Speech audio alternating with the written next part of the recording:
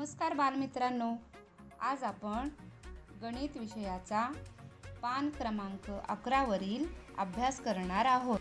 आपला घटक आहे मागची संख्या व पुढची संख्या। माझ्या समोर ही संख्या पट्टी आहे, त्यातील आपण संख्या वाचूया। 99, 100, 101, 102, 103, 104 आणि 105।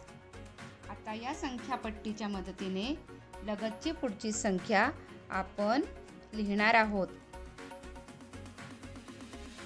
100, 100 ची लगतची पुढची संख्या 101, 102 त्याच्या लगतची पुढची संख्या 103, 104 आणि त्याच्या लगतची पुढची संख्या 105। मुलांनो, आता आपण संख्या पट्टी क्रमांक 2 मधील संख्यांचे वाचन करणार आहोत। 215, 216, 217, 218, 219 आणि 220। आता क्रमांक 2 च्या संख्या पट्टीच्या मदतीने आपण लगतची मागची संख्या लिहिणार आहोत।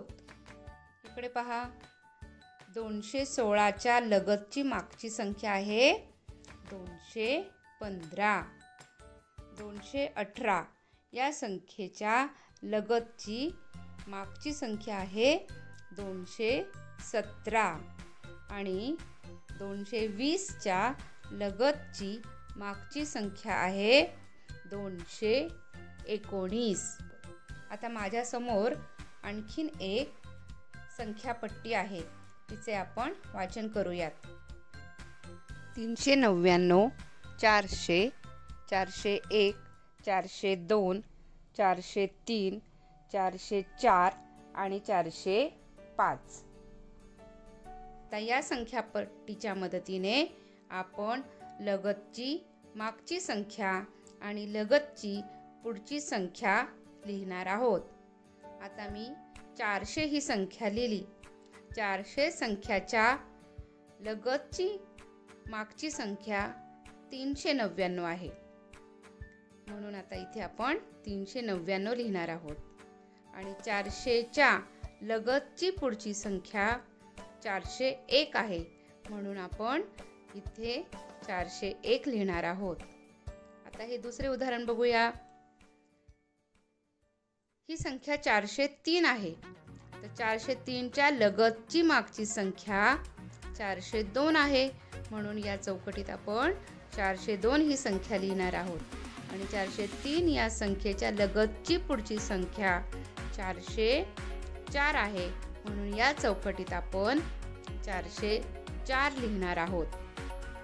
तर यावरून तुम्ही हे लक्षात ठेवायचं आहे मुलांनो, की दिलेल्या संख्येच्या लगतची पुढची संख्या 1 ने मोठी असते आणि दिलेल्या संख्येच्या लगतची मागची संख्या 1 ने लहान असते। अभ्यास घ्या मुलांनो। 200 च्या पुढील लगत येणाऱ्या 3 संख्या लिहा।